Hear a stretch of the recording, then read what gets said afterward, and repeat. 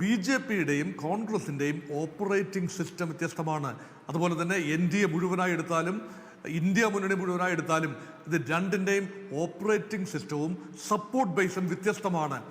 ഇവിടെ വ്യത്യസ്തമായി നിൽക്കുന്ന ഏകകക്ഷി ആം ആദ്മി പാർട്ടിയാണ്.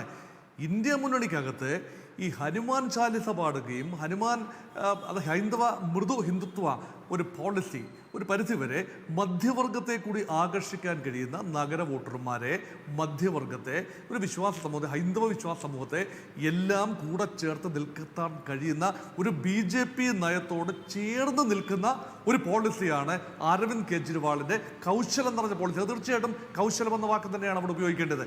എന്നാൽ ഇതിൻ്റെ ഒരു വാല്യൂ ഇന്ത്യ മുന്നണിക്കകത്ത് കേജ്രിവാൾ കൊണ്ടുവരുന്ന ഒരു വാല്യൂ വളരെ വലുതാണ്. അപ്പം ഇന്ത്യ മുന്നണിക്ക് ജാതീയമായി ലഭിക്കേണ്ട വോട്ടുകളുണ്ട്. സമാജ്വാദി പാർട്ടി മുസ്ലിം യാദവ് കോമ്പിനേഷൻ്റെ പാർട്ടിയാണ്. രാഷ്ട്രീയ ജനതാദളാണെങ്കിലും യാദവ് OBC വോട്ടുകളാണ് അവർ കൊണ്ടുവരേണ്ടത്.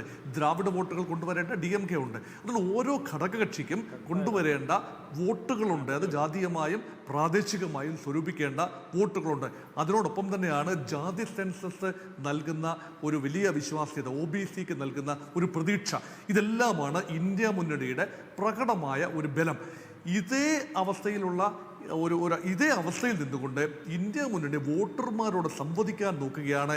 നിങ്ങൾ BJPക്ക് 370 സീറ്റും NDA മുന്നണിക്ക് 400 സീറ്റും കൊടുത്താൽ അതിനർത്ഥം എന്താണ്?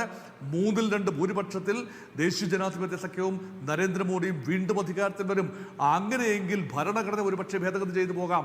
അങ്ങനെ ഭരണഘടന ഭേദഗതി ചെയ്താൽ ഒരുപക്ഷെ OBCകൾ അനുഭവിക്കുന്ന സംവരണം ഉൾപ്പെടെ നീങ്ങിപ്പോകാം.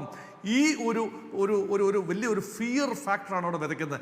അതോടൊപ്പം തന്നെ ഹൈന്ദവ വോട്ടുകളുടെ ഒരു ഭാഗം BJPയിൽ നിന്നും നേരിട്ട് അടർത്തിയെടുക്കാവുന്ന ഹൈന്ദവ വോട്ടുകളും BJPയിൽ നിന്നും വരാവുന്ന ഒരു മോഡിയെ ഒരു വികസന നായകനായി കാണുന്ന ഒരുപാട് മധ്യവർഗ ആളുകളുണ്ട്.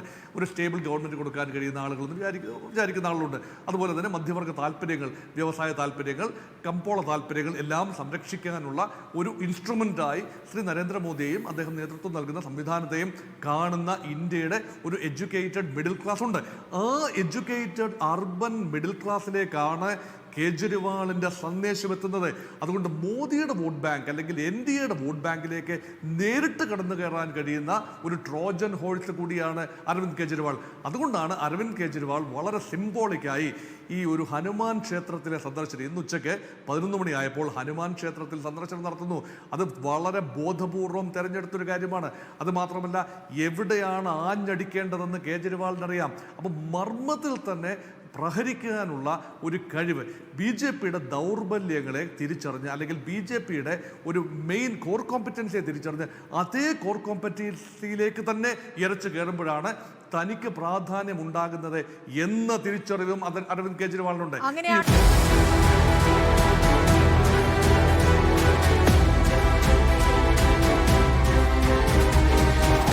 Debate with Smriti Paruthikad.